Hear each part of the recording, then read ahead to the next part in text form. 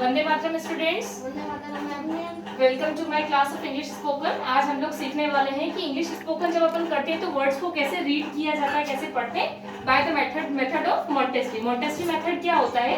जो अपनी हिंदी वर्णमाला होती है उसके अंदर क्या होते हैं, स्वर और व्यंजन होते हैं। स्वर यानी कि जिनको अपन क्या बोलते हैं, वोवेल्स बोलते हैं, जो कि कितने होते हैं, नंबर्स में 11 होते हैं। टोटल वर्णमाला के अंदर कितने शब्द होते हैं? 52 होते हैं।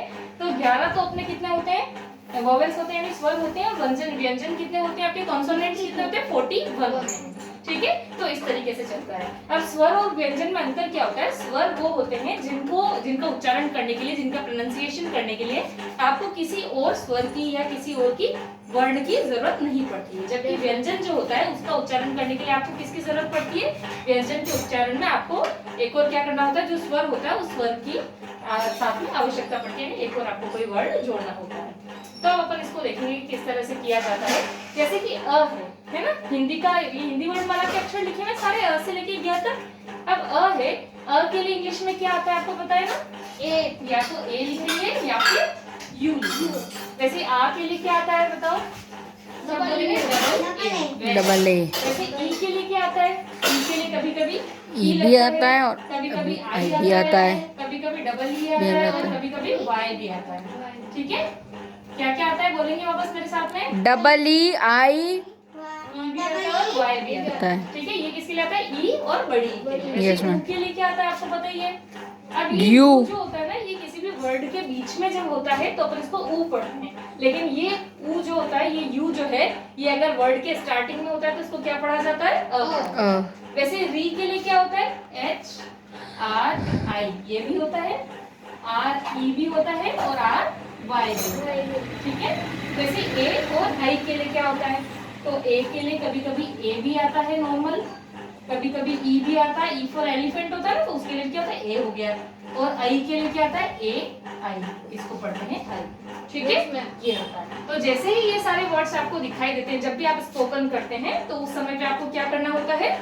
ये सारे वर्ड्स को इस तरीके से प्रोनाउंसिएशन करना होता है, ऐसे पढ़ना होता है मात्राएं जोड़ के। वैसे ओ और औ के लिए, ओ के लिए तो ओ ही आता है इंग्लिश में, हमको पता ही है। और औ के लिए क्या आता है? ए यू और ओ यू। ए यू और ओ यू किसके लिए आता है? औ के लिए। वैसे अंग के लिए क्या आता है? ए एन जी, अंग। और अह के लिए ए एच। ये सारे आपके क्या कंप्लीट हो गए यहाँ पे? वोवेल्स, जिसको अपन क्या बोलते हैं? स्वर बोलते हैं। ठीक है, अब अपन बात करते हैं व्यंजन की यानी कॉन्सोनेंट्स की बात करते हैं। तो क के लिए क्या आता है? सी भी आता है, सी फॉर कैट। तो कैट का पहला अक्षर क्या होता है? क होता है। तो सी भी आता है। के फॉर काइट, काइट का पहला अक्षर क्या होता है? क होता है। वैसे ख के लिए क्या आएगा? इसी के आगे क्या लगा दिया जाएगा? एच लगा दिया जाएगा, ख। वैसे घ के लिए क्या आएगा? घ के लिए क्या आता है? जी आता है। और बड़े वाले घ से घड़ी के लिए जी के आगे क्या लग जाता है? एच लग जाता है। च जो है, च के लिए क्या आता है? C H. और वैसे छ के लिए, जैसे छ से छिपा है ना अन्य, तो छ में क्या आ जाता है? सी डबल एच आ जाता है। और कभी कभी सी एच भी लिया जाता है। वैसे झ से झग होता है, जय फॉर झग, तो झ के लिए क्या आ जाएगा?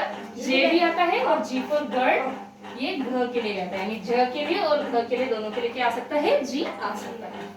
ठीक है, फिर वापस बड़ा वाला झ, तो जे एच, इसके लिए क्या हो गया? ज से झंडा। अब त और ट दोनों के लिए इंग्लिश में एक ही वर्ड आता है, क्या आता है? टी आता है। ठीक है, टी आता है। और थ से थर्मस और ठ से ठठेरा, इसके लिए इंग्लिश में क्या आता है? टी एच आता है। Very good. द के लिए क्या आता है इंग्लिश में? द के लिए और ड के लिए दोनों के लिए क्या आता है? डी आता है। डी आता है। अब इसके आगे बढ़ेंगे अपन, ध से देखेंगे। ध से और ढ से, ढ से ढक्कन होता है, ध से धनुष होता है। दोनों के लिए ही इंग्लिश में क्या आता है? डी और एच। ठीक है, और न के लिए अपन को पता है, न से क्या होती है? नोज। एन फॉर नोज होती है। हाँ, नोज का पहला अक्षर क्या होता है? एन होता है, तो यहाँ एन हो गया। वैसे फ किसके लिए आता है? पी के लिए आता है। ठीक है, तो वैसे फ किसके लिए आएगा? तो फ जो है पी के आगे ही आप क्या कर देंगे? एच लगा देंगे। मोस्टली आपकी जैसे छोटी मात्रा के बाद में जो बड़ा अक्षर आ रहा है, तो उसके लिए आपके उसी वर्ड के आगे एच लग जाता है। और फ से एफ फॉर फिश भी होती है, तो अपन फिश भी एफ भी लिख सकते हैं। फिर आता है आपका ब। ब के लिए क्या आता है? ब से क्या होता है?